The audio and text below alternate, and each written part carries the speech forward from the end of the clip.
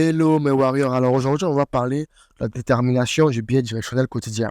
Et pour utiliser les mots de ICT, on parlera du ICT Daily Bias. Et je dois vous dire que c'est l'un de mes concepts préférés. Et c'est ce qui m'a permis d'améliorer considérablement mon trading, d'augmenter mon taux de réussite. Juste pour que vous imaginiez à quel point c'est quelque chose d'assez puissant. Tous les concepts de ICT sont clairement inutiles sans ça.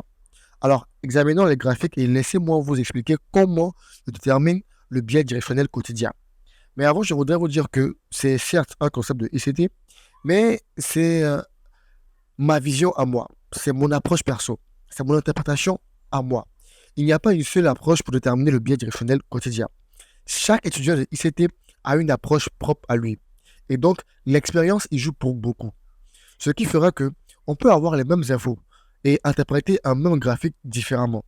J'aimerais aussi signifier que j'ai un groupe Telegram gratuit où je pourrais vous apporter davantage d'aide sur le biais directionnel quotidien en postant là-bas mes graphiques quand même assez régulièrement. Et le lien du canal se trouve en description. Bien. Donc en premier lieu, nous sommes sur le graphique de l'euro USD. Maintenant, avant même d'entrer dans les micmacs de la chose, je veux vraiment affiner quelque chose sur la façon dont je regarde le biais directionnel quotidien. Lorsque je regarde le prix sur le graphique journalier chaque jour, je recherche d'abord deux choses, ou si vous voulez, deux groupes de choses. La première, c'est quoi? Eh bien, ce sont les buy-side liquidity et les sell-side liquidity, ou en français, qui signifie côté achat de la liquidité et côté vente de la liquidité. Dans le deuxième groupe, je vais rechercher les fair value gap, les order blocks, les volume imbalance. Bon, les volume imbalance, on ne les a pas encore vus en vidéo, mais j'en ai parlé et j'ai expliqué cela dans mon e-book gratuit. Ce sont ces deux groupes de choses que je recherche, ou si vous voulez, c'est ces deux choses que je recherche. Et cela, qu'est-ce que c'est? Ce sont pour moi des sources de liquidité. Donc, dans mon esprit, lorsque le prix évolue, il évolue de liquidité en liquidité. Il y a quelque chose qui attire le prix vers des endroits. Et pour moi, il s'agit de la liquidité côté vendeur et du côté acheteur.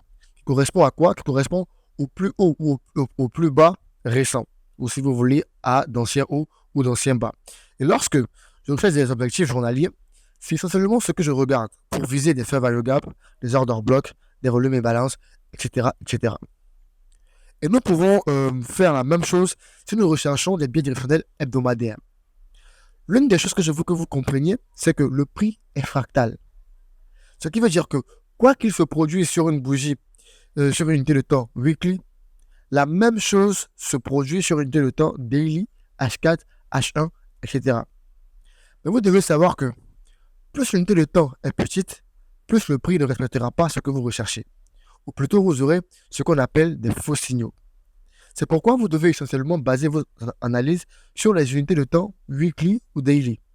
En tout cas, pour déterminer le biais directionnel en grand time frame. Tout simplement parce que la tendance sur une unité de temps, par exemple d'une minute, ne sera qu'un simple minime retracement sur une unité de temps H4 ou daily. Et si vous voulez vous baser uniquement sur le graphique d'une minute pour déterminer la direction de la journée, ce serait une catastrophe monstrueuse. Mais si vous avez une boule de cristal ou si vous êtes l'enfant préféré de Dieu, vous n'avez rien à craindre. Mais pour être beaucoup plus sérieux, si vous encadrez d'abord vos setups sur les grands time frames, vous aurez beaucoup plus de probabilités. C'est une chose précieuse à garder à l'esprit. Donc, chaque fois que vous voudriez déterminer le biais directionnel, je veux que vous vous posez cette question.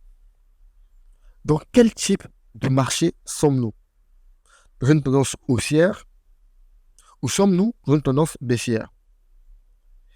Et encore une petite précision, il n'est pas possible du tout de déterminer où ira le prix à chaque bougie journalière.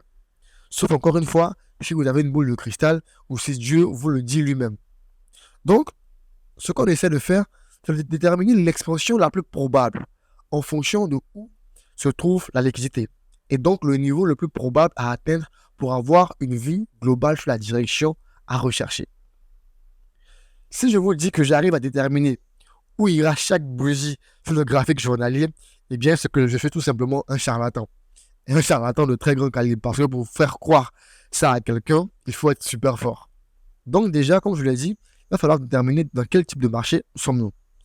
Si nous sommes dans un marché haussier, eh bien, chaque fois que nous violons un ancien haut et que nous avons un retracement, chaque bougie de sens contraire, ou si vous voulez, chaque bougie baissière doit pouvoir soutenir le prix, doit pouvoir agir comme un support. Et inversement, si nous sommes en tendance baissière, lorsque nous cassons un ancien bas et que nous avons par la suite un retracement, chaque bougie dans le sens contraire, donc chaque bougie haussière, doit pouvoir agir comme un retracement au fur et à mesure. Donc là, par exemple, en cette tendance haussière, on casse un ancien haut, le prix retrace, et une bougie baissière soutient le prix pour propulser encore à la hausse le prix. On casse encore à nouveau un ancien haut, le prix revient et il est encore soutenu à ce niveau-là pour rechercher encore d'autres sommets. Et la même chose peut être faite dans le sens inverse. Qu'est-ce que je veux dire par là? Eh bien, je vais vous illustrer cela avec un graphique. Alors les gars, nous allons passer sur le graphique de l'euro USD afin de mieux illustrer les propos que nous avons tenus précédemment et vous montrer concrètement un exemple sur un graphique. Alors, pour les besoins de l'explication, permettez-moi de revenir un peu en arrière sur les graphiques jusqu'à ce niveau-là. Et bien juste pour les besoins de l'explication. Donc du coup ici, qu'est-ce on pourrait remarquer? On a ici une cassure de la structure de ce marché-là avec un déplacement fort du prix, ce qui pourra indiquer la volonté du prix d'aller beaucoup plus haut.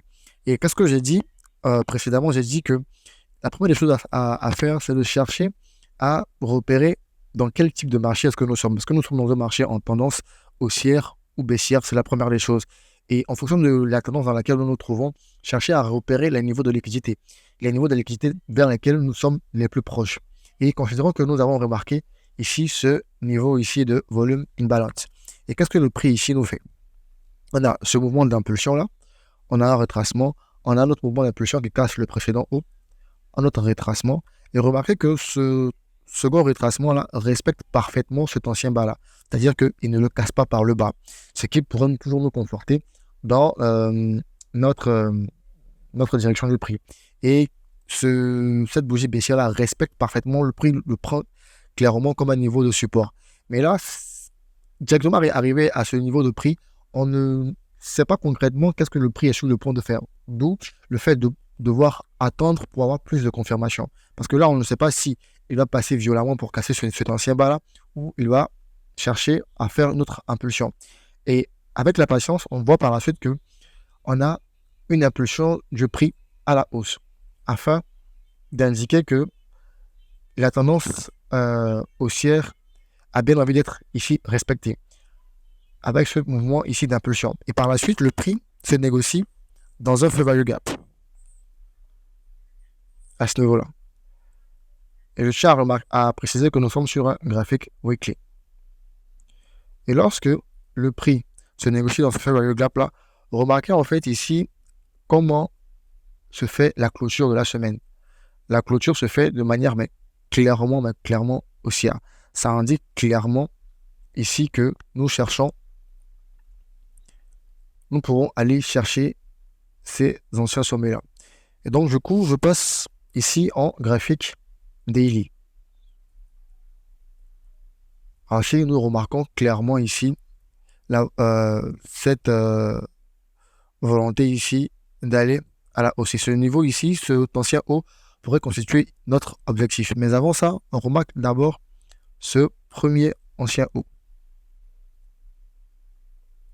qui pourrait être notre premier niveau d'objectif. Ensuite, un autre ici, là, pour plus tard, possiblement, aller chercher le volume imbalance en weekly, que je vais marquer dans ce rectangle-là.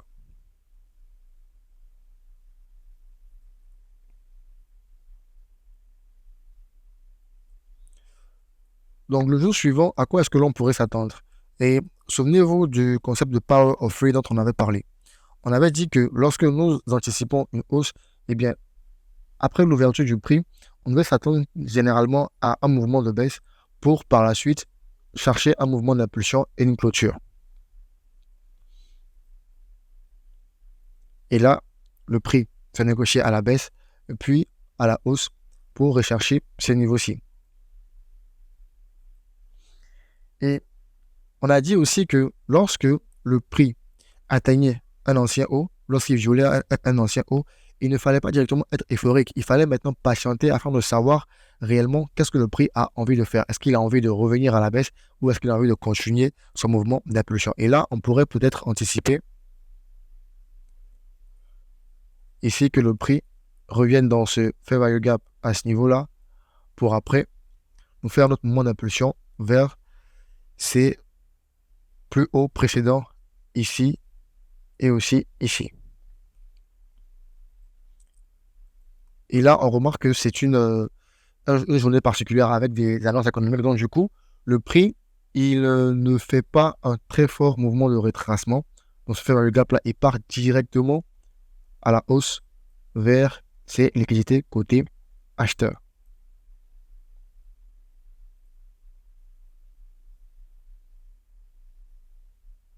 Jusqu'à par la suite, combler totalement ici le volume imbalance. Et encore à ce niveau-là, rien ne nous dit que le prix, clairement là, il a envie de se retourner directement ou il a envie plutôt encore de continuer pour chercher ces niveaux-là. On pourrait être conforté pour rechercher ces anciens hauts ici. Ici, par la suite, on avait eu un autre mouvement d'impulsion qui nous sortait de ce volume imbalance-là. Donc, vous allez devoir faire attention aux fermetures des bougies et aussi au fair value gap pour voir d'où le prix peut réagir. Car essentiellement, nous cherchons à viser des sommets. Dans cet exemple, si le prix nous montre qu'il veut rester haussier à travers ses réactions dans les fair value gap et order block. Et chaque fois que j'atteins un nouveau sommet, je deviens automatiquement neutre. Je ne dirais pas non, on a atteint un nouveau sommet, donc je vais automatiquement rechercher la baisse. Là, non. Il n'y a que les gamblers qui font ça. Je suppose que vous n'êtes pas un gambler.